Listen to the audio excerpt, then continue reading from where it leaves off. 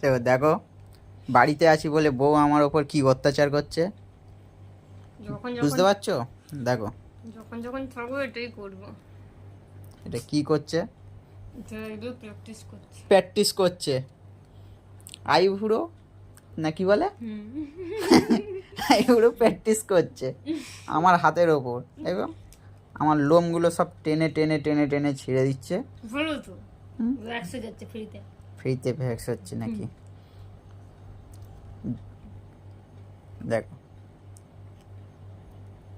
কাদের কাদের ঘরের বউ এরকম করে বলো তো, কমেন্টে একটু জানিও।